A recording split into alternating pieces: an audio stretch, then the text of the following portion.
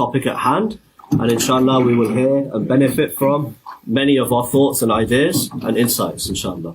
So if I can just get a sense of people who wanted to contribute. I had been, Sheikh Arif, I'll ask for your apology, because in the last gathering, I very much wanted to hear Mufti Farooq speak, but he refused, actually.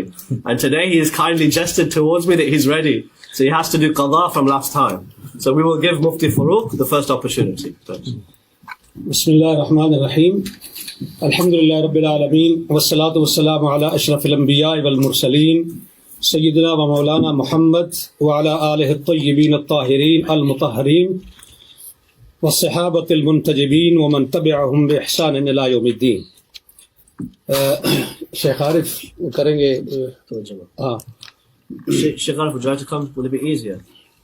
Mufti Saab is going to speak in Urdu, but we will translate, inshallah. فدق کا جو قضیہ ہے یہ تاریخ کا نہیں ہے، یہ پیغمبر کی جائیداد اور نبی اکرم کی بیٹی اور پہلے خلیفہ کے درمیان ایک قضیہ ہے، اور ہمارے لیے رہنما کتاب جو ہے وہ کتاب اللہ ہے. نہ نہج البلاغہ ہے، نہ بخاری ہے، اور نہ اصول کافی ہے. بنیاد جو ہے وہ قرآن ہے. تو ہم نے یہ دیکھنا ہے کہ اس مسئلے پر قرآن ہماری رہنمائی کیا کرتا ہے.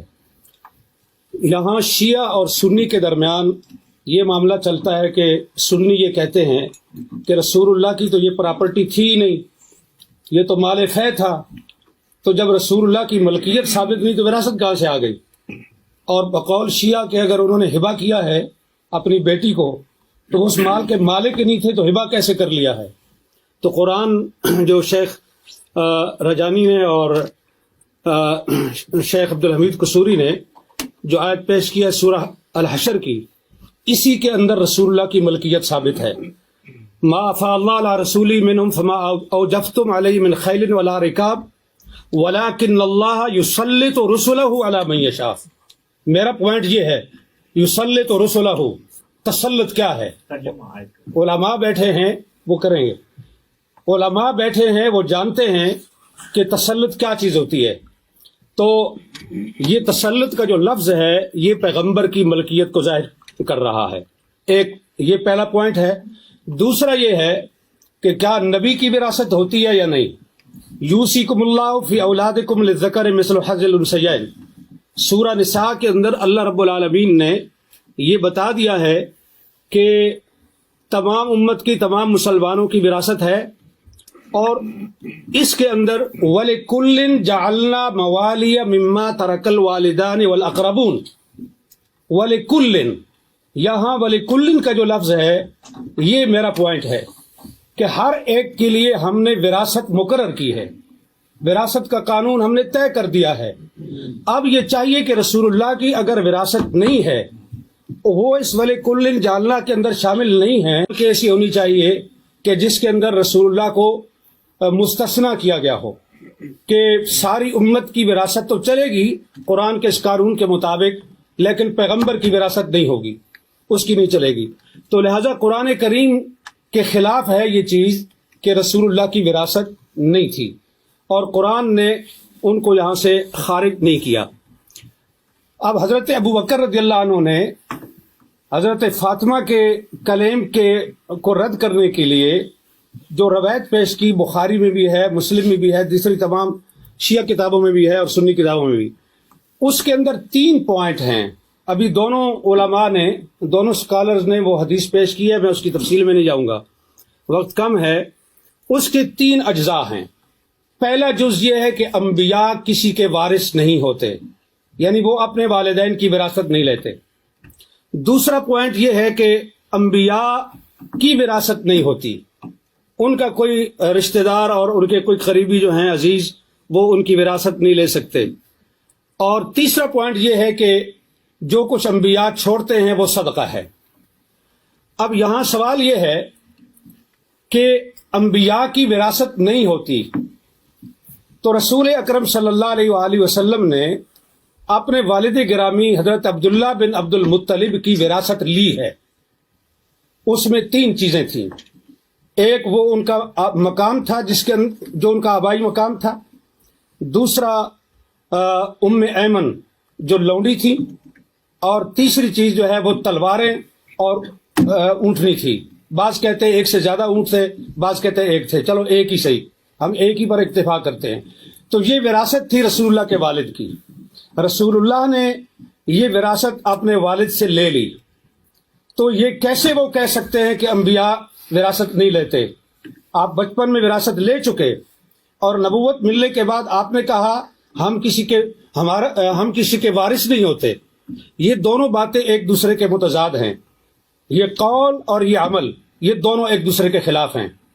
تو رسول اللہ نے اپنے والد کی وراثت لی ہے، لہٰذا یہ بات درست نہیں کہ انبیاء کسی کے وارث نہیں ہوتے. دوسری چیز ہے کہ انبیاء کی اولاد جو ہے اس کی کوئی وارث نہیں ہوتی، وہ وارث نہیں ہوتی، تو وہ وارث سلیمان و داؤد. اور حضرت زکریا علیہ السلام نے جو کہا کہ انی خفت الموالی من ورائی، یہ علماء کے لیے یہ لفظ جو ہے یہ قابل غور ہے اہل علم کے لیے، کہ حضرت زکریا یہ کہہ رہے ہیں کہ انی خفت الموالی، میں موالی سے ڈرتا ہوں، مجھے ڈر ہے، اس لیے میں تجھ سے مانگ رہا ہوں کہ مجھے ایک وارث چاہیے. اب یہاں جو سکالر یہ فرماتے ہیں کہ یہ وراثت علم کی وراثت تھی، نبوت کی وراثت تھی، تو خفت الموالی کو آپ کہاں لے کے جائیں گے؟ کیا حضرت زکریا کو اپنے موالی سے یہ ڈر تھا کہ وہ میرا علم چھین لیں گے، میری نبوت چھین لیں گے؟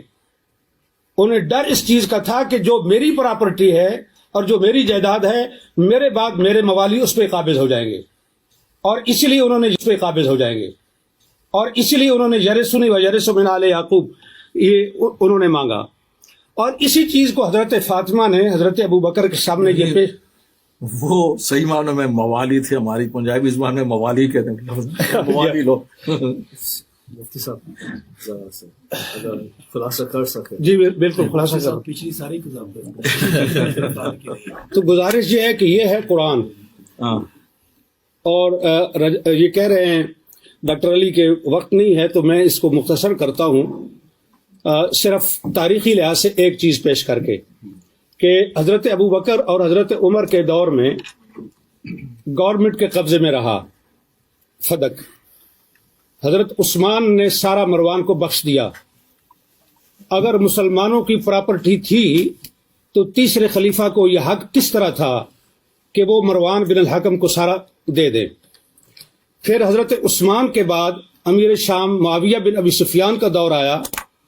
انہوں نے حضرت عثمان کے بیٹے اور حضرت اس کو مروان کو اور اپنے بیٹے کو، ان تین کے درمیان فدق کو تقسیم کیا جناب معاویہ بن ابی سفیان نے. عمر بن عبدالعزیز آئے، انہوں نے یہ، اور پھر مروان نے یہ جائیداد وراثت کے طور پر اس کی اولاد کو پہنچی، عبدالعزیز بن مروان کو، اور اس کے ذریعے سے حضرت عمر بن عبدالعزیز تک پہنچی. عمر بن عبدالعزیز نے سارا فدق جو ہے وہ اولاد فاطمہ کو واپس کیا، یہ کہہ کر کے کہ یہ ان کا حق ہے، ان کے ساتھ زیادتی ہوئی ہے. اب سوال یہ ہے کہ فیصلہ حضرت ابو بکر کا درست تھا، فیصلہ حضرت عثمان کا درست تھا، فیصلہ عمر بن عبدالعزیز کا درست تھا، اور اس کے بعد کی تاریخ انہوں نے بتا دی. یہ مامون الرشید تک پہنچتا ہے، اور مامون کے بعد پھر حکومت کے قبضے میں آیا، اور پھر آج تک بنو فاطمہ کو وہ واپس نہیں مل سکا. تو یہاں میرا پوائنٹ یہ ہے کہ یہ جو حدیث پیش کی جاتی ہے یہ قرآن کے خلاف ہے. اہل سنت کے محدثین کے اصول کے مطابق قرآن پر پیش کرو، درایت پر پیش کرو. اگر اس لحاظ سے روایت ٹھیک ہے تو قبول کی جائے گی، ورنہ اس کو رد کیا جائے گا. بخاری کے اندر روایت آنے کا یہ مطلب نہیں ہے کہ ہم اس کو آنکھیں بند کر کے قبول کر لیں. یہ روایت قرآن کے شریعت خلاف ہے. بسم اللہ الرحمن الرحیم.